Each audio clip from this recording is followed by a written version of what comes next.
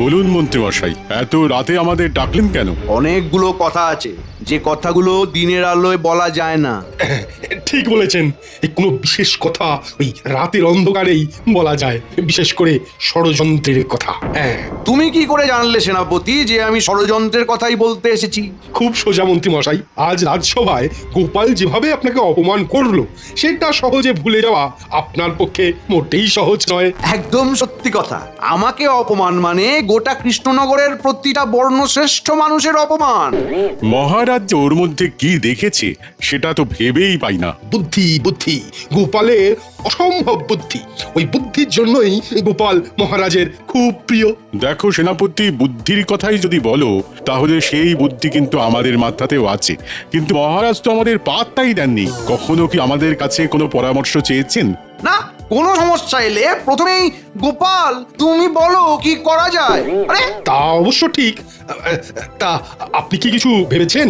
না, মাথায় কিচ্ছু আসছে না। কি করা যায় সবাই মিলে একটু ভাবো, বুঝলে, একটু ভাবো। শুধু এই কথাটা বলার জন্য আমি রাতে তোমাদের ডেকেছি। এমন কিছু একটা ভাবতে হবে যাতে মহারাজের কাছে গোপাল ছোট হয়, বুঝা গেছে? এবং মহারাজ সহ বাদ বাকি সভাসদরা যেন না বোঝে যে এটা আমাদের কাজ। আজ থেকে আমাদের ভাবনা শুরু। কালকের মধ্যে কিছু একটা উপায় বার করতেই হবে। চলো এখন আমরা যে যার ঘরে যাই। বিছানা হলো মানুষের চিন্তা করার সঠিক জায়গা। চলো।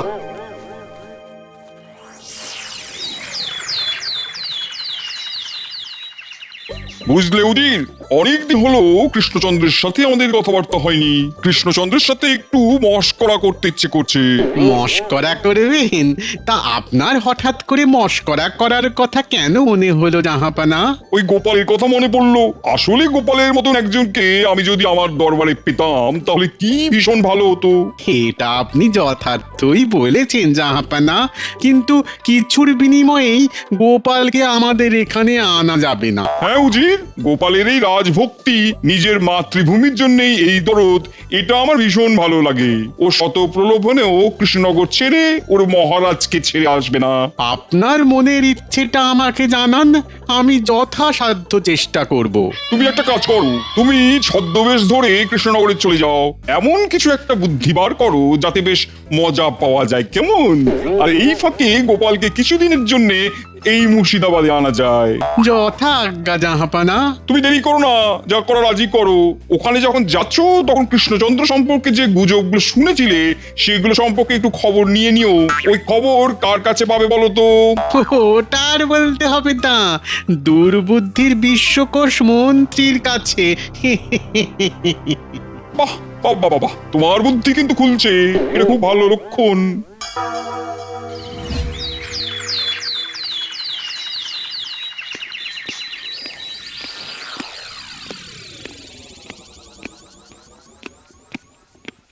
মহারাজের জয় হোক। মহারাজ, মুর্শিদাবাদ থেকে নবাবের একজন প্রতিনিধি আপনার সঙ্গে দেখা করতে এসেছেন। নবাব বাহাদুরের প্রতিনিধি? প্রহরী, তাড়াতাড়ি আমার কাছে পাঠাও। মহারাজ কৃষ্ণচন্দ্রের জয় হোক। আসুন আসুন, আপনি আসন গ্রহণ করুন। আমি এখানে এসেছি নবাব বাহাদুরের নির্দেশে। কিছুদিনের জন্য মন ভালো করতে চেয়ে আমি একটা সুন্দর রাজ্যে ভ্রমণ করতে চেয়েছিলাম। নবাব বাহাদুরকে বলতেই নবাব বাহাদুর আপনার রাজ্যের কথা বললেন। নবাব বাহাদুরকে আমার ধন্যবাদ জানাবেন। আপনি এখানে যতদিন খুশি থাকুন। আমাদের কৃষ্ণনগরের মিষ্টি খান, সরভাজা, মোহনভোগ খেলে আপনি বুঝতে পারবেন আমাদের এখানকার মিষ্টির কেন এত নাম। মহারাজ, ইনি কি সেই বিখ্যাত গোপাল ভাঁড়? রতনে ঠিক রতন চিনে নিয়েছেন। হ্যাঁ, এই আমার রাজসভার একটি রত্ন, গোপাল ভাঁড়। হ্যাঁ, শুরু হয়ে গেল গোপালের গুণকীর্তন। ওহ, সত্যি আর পারা যাচ্ছে না। না না না না না না, এবার কিছু একটা করে গোপালকে লেজে গোবরে করতেই হবে। উনি হলেন একজন গুণী মানুষ, বিজ্ঞান সাধক। প্রণাম আপনাকে। আর ইনি হলেন আমার আর এক রত্ন, সভা কবি। আমি বলি সভার কবি। প্রণাম জানাই আমি সভা কবি। মহারাজের সভার মধ্যে কলমে আঁকি ছবি। কোনো গুণ নেই আমার, আমি যে বেগুন, তাই আমার সব গেছে, কপালে আমার আগুন। ধন্য ধন্য আপনি, ধন্য আপনার কবিতা। আমার এখানে আসা সার্থক। এবার আমার কিছু দেবার পালা। এই উপহারগুলো নবাব বাহাদুর আপনাকে দিয়েছেন মহারাজ। আমি নবাব বাহাদুরের বদান্যতায় মুগ্ধ হলাম অতিথি। এবার তো আমার পালা, আপনাকে মনের মতো করে সেবা করার ইচ্ছে রইল। মন্ত্রী, তোমাকে দায়িত্ব দেওয়া হলো আমার অতিথির সমস্ত খেয়াল রাখার। এই তো এই সুযোগটাই চাইছিলাম। এইবার কানে বিষ ঢালতে আমার সুবিধা হবে। উপরওয়ালা হঠাৎ করে সুযোগ দিয়েছেন, হেলায় হারিয়ে ফেলার লোক আমি নই। ঠিক আছে মহারাজ, আমি এখন থেকে আপনার অতিথির সাথে আঠার মতো লেগে থাকবো। আমি কিন্তু আঠা জিনিসটাকে খুব একটা ভালোবাসি না। তাতে মন্ত্রী মশাই বলুন না, ওই ফুল আর ফুলের গন্ধ যেমন একসাথে থাকে ঠিক তেমন ভাবেই আপনার সাথে থাকবো। দারুণ, বহুত খুব তোফা বলেছেন আপনি। আমি খুব ক্ষুদ্র একজন মানুষ, আমাকে আপনি বলে সবার আর সমস্ত মানুষজনকে ছোট করবেন না। ঠিক আছে গোপাল, এই মুহূর্ত থেকে তুমি আমার বন্ধু। তোমার স্থান আমার বুকে। তুমি ছোট নও, তুমি অনেক বড় মানুষ। ব্যাস হয়ে গেল। আচ্ছা, ফুল আর ফুলের গন্ধ আমার তখন কেন মনে এলো না? আমার আঠাটাই মনে এলো। দূর বাবা, যাকে ভুল হয়ে গেছে, আর আঠা নিয়ে কোনো কথা বলবো না। ঠিক আছে, ওটা নিয়ে কোনো কিছু ভাবতে হবে না। যা হয়ে গেছে সেটা নিয়ে আর ভাবতে হবে না, এবার নতুন করে ভাবতে হবে। আপনি অনেক দূর থেকে আসছেন, এবার একটু বিশ্রাম নিন। ও মন্ত্রী, এনাকে নিয়ে অতিথিশালায় যাও, এনার বিশ্রামের ব্যবস্থা করো। যথাজ্ঞা মহারাজ।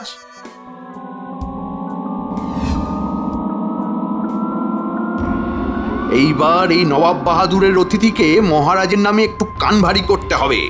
মন্ত্রীর মুখটা কেমন হাসি হাসি, নিশ্চয়ই কিছু একটা ভাবছে। দেখি তো একটু বাজিয়ে। মন্ত্রী মশাই, এখানকার অবস্থা কেমন? এই তো ঠিক জায়গায় প্রশ্নটা করেছে। এবার রসিয়ে উত্তরটা দিতে হবে। আগে একদম ভালো না। গোপাল খুব ভালো মানুষ নয়। না, একদম নয়। মুখে মিষ্টি, ভিতরে বিষ। মহারাজ তো কিছু বুঝতেই চান না। তাহলে এগুলো বোঝাতে হবে নবাব বাহাদুরকে। একদম। আপনি কি তাড়াতাড়ি সব বুঝে গেলেন না? কত ভালো আপনি। একটা ছোট মুখে বড় কথা বলবো? বলুন মন্ত্রী মশাই, যেটা বলতে চান সেটা নির্ভয়ে বলে দিন। এই নবাব বাহাদুরের উজির মানুষটা না একদম ভালো না। ওর সাথে গোপালের ভালোই যোগাযোগ আছে। এটাও নবাব বাহাদুরকে একটু জানিয়ে দেবেন। কি রে বাবা, এ তো দেখি আমার বদনাম আমার কাছেই করছে।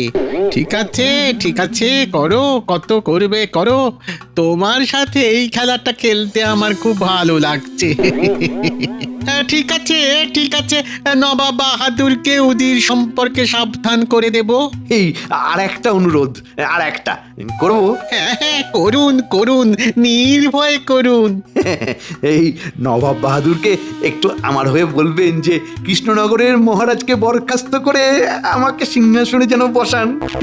ওরে বাবা রে, এ তো দেখছি গাছে না উঠেই এক কাঁদি। ঠিক আছে, আমি দেখব। আমি এখন একটু বিশ্রাম করি, আমাকে একটু একা থাকতে দিন। ঠিক আছে, আমি এখন যাচ্ছি। কিছু প্রয়োজন হলেই আমাকে খবর দেবেন। হ্যাঁ, ঠিক আছে, আসছি।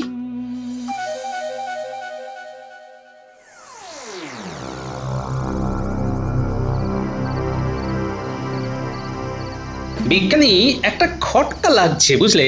কি খটকা গোপাল, বলো শুনি।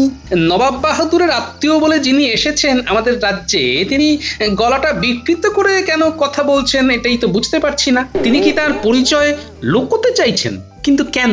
তুমি নিশ্চিত গোপাল যে উনি গলা বিকৃত করে কথা বলেছেন? 100% নিশ্চিত পণ্ডিত। কাল বিষয়টা রাজসভায় আমি তুলবো, দেখো না, কালকে সব পরিষ্কার হয়ে যাবে। অগত্যা, চলো আমরা যে যার ঘরে যাই, কাল সকালের জন্য অপেক্ষা করি।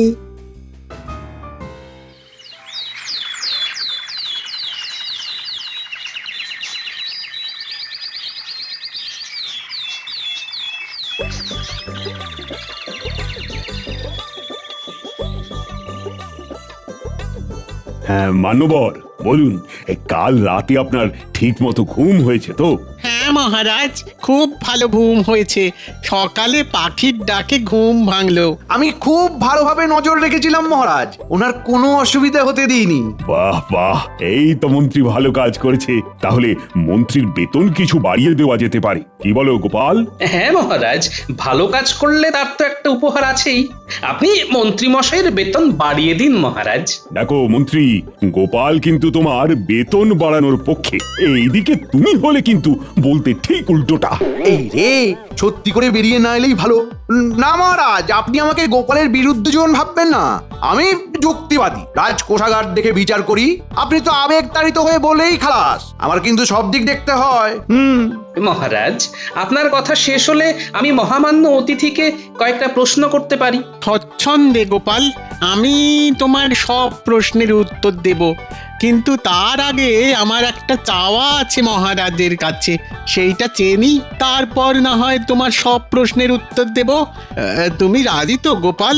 অবশ্যই মান্যবর। আপনি আপনার চাওয়াটা আমাকে বলতে পারেন।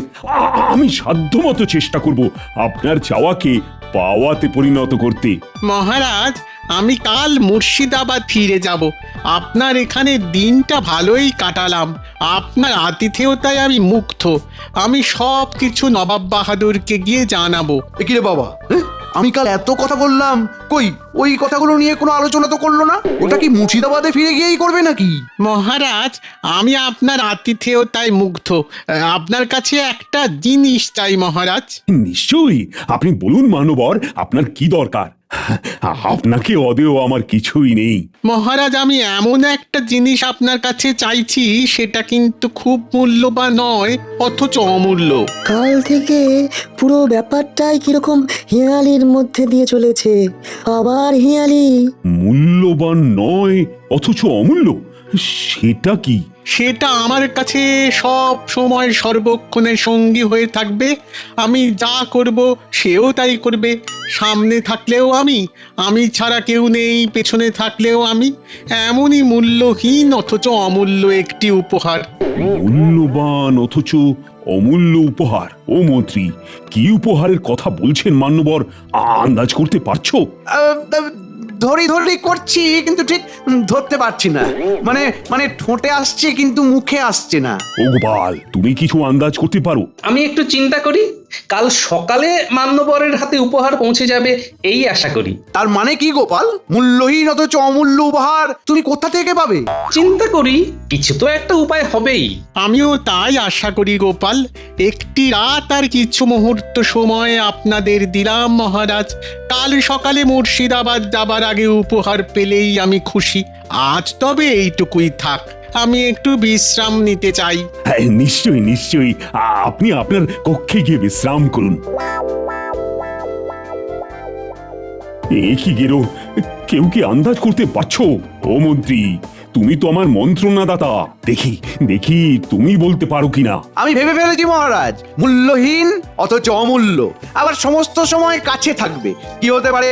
আরে কি মুশকিল, তুমি আমাকে প্রশ্ন করছো কেন? আমি তো তোমাকে জিজ্ঞাসা করলাম। খুব সহজ সরল একটা উপহার চেয়েছেন আপনার অতিথি।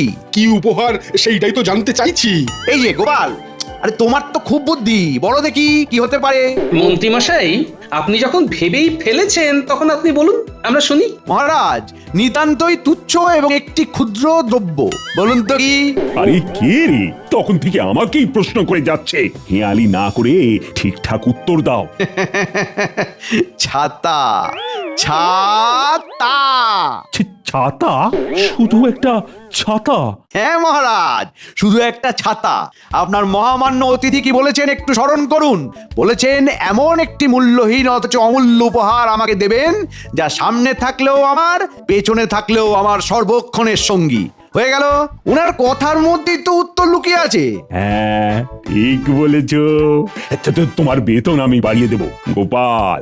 এটাতে কিন্তু তুমি হেরে গেলে, আর আমার মন্ত্রী কিন্তু তোমাকে হারিয়ে দিল। এই হারে অনেক সুখ আছে মহারাজ। মন্ত্রী মশাই, আপনি অসাধারণ। আপনি 100-তে 100 পেয়েছেন।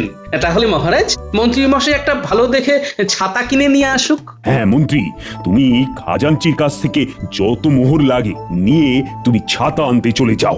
যথাজ্ঞা মহারাজ। আজকের মতো সভা এখানেই শেষ হলো।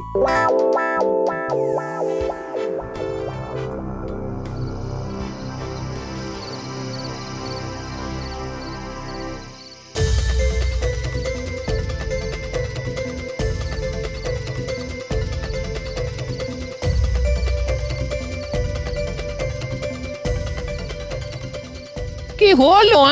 অনেক তো রাত হলো, এবার শোবে না? কি চিন্তা করছো তুমি? আচ্ছা গিন্নি, মূল্যহীন অথচ অমূল্য, সর্বক্ষণের সঙ্গী, সামনে থাকলেও আমি, পিছনে থাকলেও আমি, আমি যা করব সেও তাই করবে, উপহার মূল্যহীন অথচ অমূল্য, কি হতে পারে? বাবারে, রাত হয়েছে, এবার শুতে এসো। দিন রাত হেয়ালি ভাবতে ভাবতে তোমার মাথাটা জিলিপি হয়ে গেছে। হ্যাঁ, যা কটা চুল ছিল এবার সে কটাও যাবে। হ্যাঁ, চোখের অবস্থা কি হয়েছে দেখেছো? একবার আয়নার দিকে রাত সবাই যাওয়ার আগে দেখে নেবে। হ্যাঁ, আরে আরে আরে আরে, কি বললে গিন্নি? আবার বলো। বলছি আয়নার দিকে একবার তাকিয়ে দেখো চোখের অবস্থাগুলো কি হয়েছে। ধিন ধিন তা ধিন ধিন তা ধিন ধিন তা, বাতিল হলো ছাতা, বাতিল হলো ছাতা। এই কি হলো? কি হলো? রাত দুপুরে নাচ শুরু করছো কেন? গিন্নি, মানুষ কেন নাচে আগে বলো? মানুষের আনন্দ হলে। আমার এই মুহূর্তে খুব আনন্দ হচ্ছে তাই নাচছি। গিন্নি, খাটের তলায় বাক্সের মধ্যে একটা সুন্দর আয়না আছে না, ওটা বার করো তো, বার করো। ও, যে আয়না আমার বাবা ফুলসজ্জার তত্ত্বতে পাঠিয়েছিল সেইটা? সেইটা, ওটা দাও। ওটা কাল একজনকে দিতে হবে। ও মা, আমার বিয়ে জিনিস তুমি কাকে দেবে? মুর্শিদাবাদের নবাব বাহাদুরের অতিথিকে। এ মা, না না না, আমার বিয়ের জিনিস আমি কাউকে দেব না। হ্যাঁ, ওটা ফুলসজ্জার তত্ত্বতে বাবা পাঠিয়েছিল। হ্যাঁ, এর থেকেও ভালো একটা আয়না তোমাকে আমি কিনে দেবো গিন্নি, ওইটা আমাকে কাল দিতে হবে, সব পরে বুঝিয়ে দেবো। ঠিক আছে, যখন নতুন আয়না কিনে দেবে বলছো তখন নাও, আমি বার করে দিচ্ছি, দাঁড়াও। আমার লক্ষ্মী বউ, কাল কত কি ঘটবে জানো? মহারাজ কাল খুশি হয়ে আমাকে অনেক উপহার দেবেন।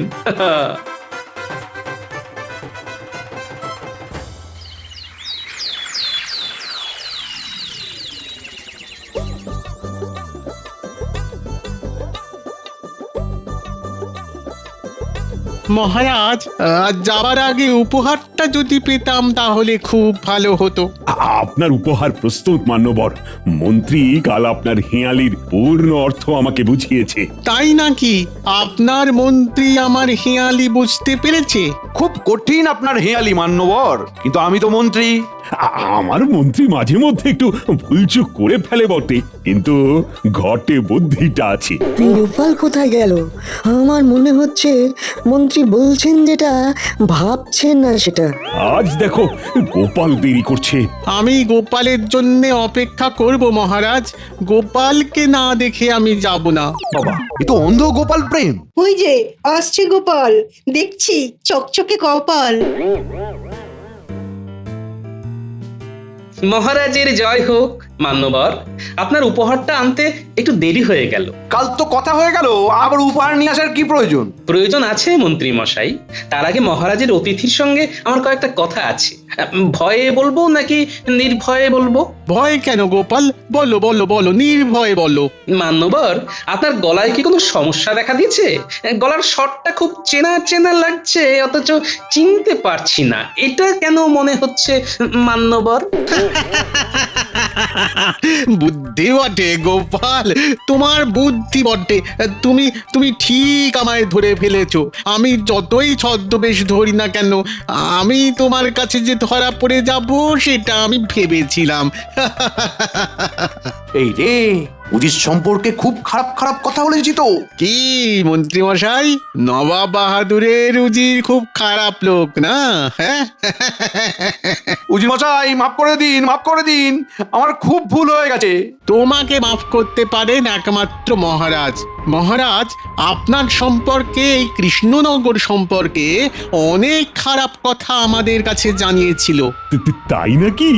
নবাব বাহাদুর সেই সমস্ত গুজবে কান না দিয়ে উনি আমাকে এই কৃষ্ণনগরে আসার কথা বলেন, এবং এটাও বলেন যে আমি যেন ছদ্মবেশে যাই। যাকগে মন্ত্রী মশাই, তোমার উপহারটা দেখি। তুমি আমার হেয়ালি কি বুঝেছো দেখি। আগে ছাতা। ছাতা? হ্যাঁ, আমার হেয়ালিতে তোমার ছাতা মনে হলো। গোপাল, তুমি বলো, তুমি কি উপহার এনেছো মহারাজের পক্ষ থেকে?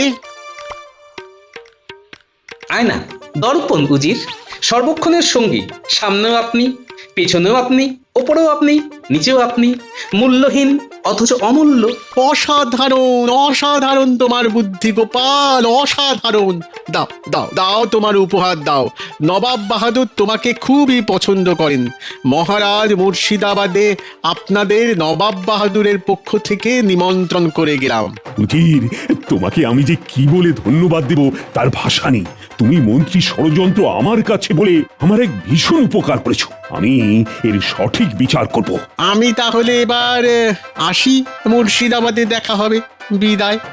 গোপাল, তোমার কাছে আমার ঋণের শেষ নেই। তুমি আবারও আমার সম্মান রাখলে।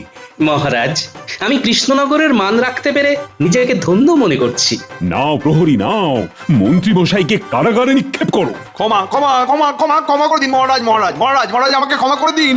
আমার খুব ভুল হয়ে গেছে মহারাজ, মহারাজ আমার খুব ভুল হয়ে গেছে, আমাকে ক্ষমা করে দিন মহারাজ, আমাকে ক্ষমা করে দিন। আমরা সবাই মিলে গোপালের নামে জয়ধ্বনি দিই। জয় গোপালের জয়। জয় গোপালের জয়, জয় গোপালের জয়, জয় গোপালের জয়।